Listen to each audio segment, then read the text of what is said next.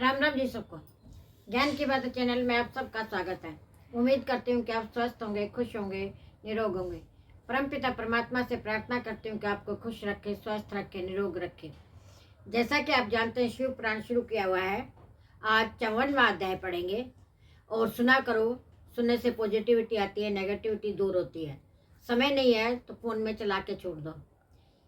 और ब्रह्मा जी कहते हैं, नारद भक्त वत्सल भगवान विष्णु राजा शिव का हित साधन करने के लिए ब्राह्मण का रूप धारण करके दधीची के आश्रम पर पहुंचे। वहां उन जगत गुरु श्री हरि ने शिव शिरोमणि ब्रह्म ऋषि दधीची को प्रणाम करके शिव के कार्य को सिद्धि के लिए उद्यत हो उनसे ये बात कही।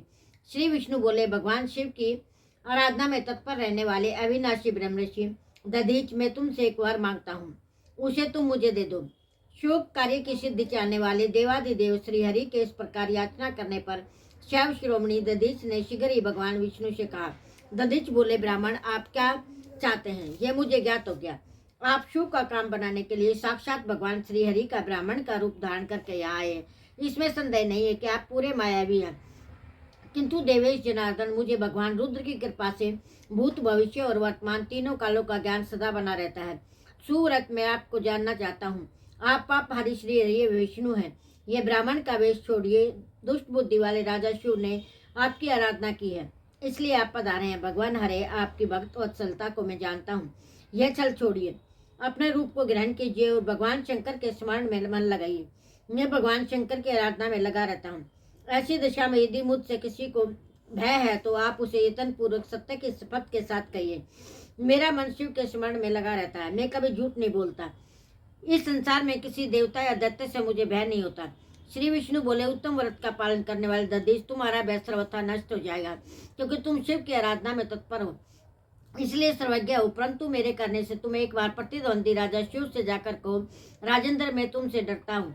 भगवान विष्णु का वचन सुनकर शिरोमणि महामुनि दधीच निर्भय हो हंसकर बोले। दधीच ने कहा, मैं देवादिदेव पिनाकमणि भगवान शंभु के प्रसाद से कहीं किसी से किंचित मात्र भी नहीं डरता, सदा निर्भय रहता हूँ। इस पर श्री हरि ने मुनि को दबाने की चेष्टा की। देवताओं ने भी उनका साथ दिया, किंतु सब के सभी अस्त्र कुंठित हो गए। तदंतर भगवान श्री विष्णु ने अगणित गणों की सृष्टि की, परंतु महर्षि ने उनको भी भस्म कर दिया।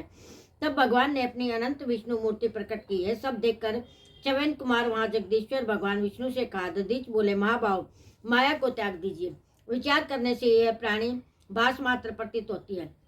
माधव, मैंने सहस्त्रों ध्रुविज्ञ वस्तुओं को जान लिया है। आप मुझ में अपने सहित संपूर्ण जगत को देखिए।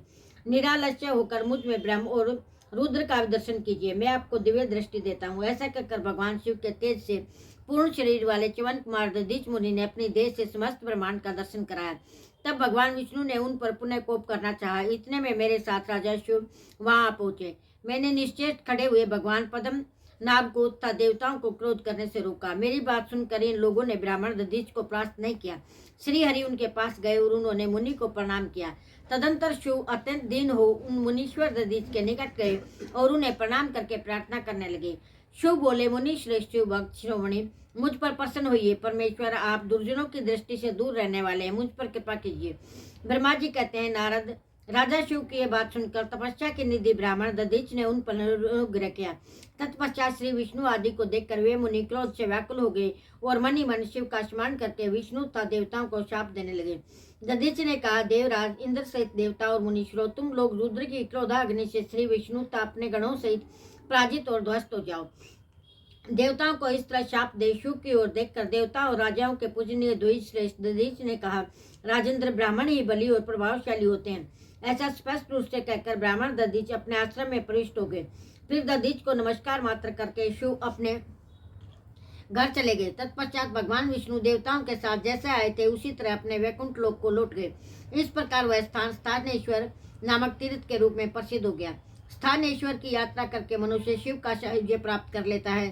तात, मैंने तुम्हें संक्षेप से शिव और दधीच के विवाद की कथा सुनाई और भगवान शंकर को छोड़कर केवल ब्रह्मा और विष्णु को जो शाप प्राप्त हुआ उसका भी वर्णन किया। जो शिव और दधीच के विवाद संबंधी इस प्रसंग का नित्य पाठ करता है वह अपमृत्यु को जीतकर देह त्याग के पश्चात ब्रह्मलोक में जाता है। जो इसका पाठ करके रणभूमि में प्रवेश करता है वह उसे कभी मृत्यु का भय नहीं होता तथा वह निश्चय ही विजय होता है। आज की वीडियो में इतना ही।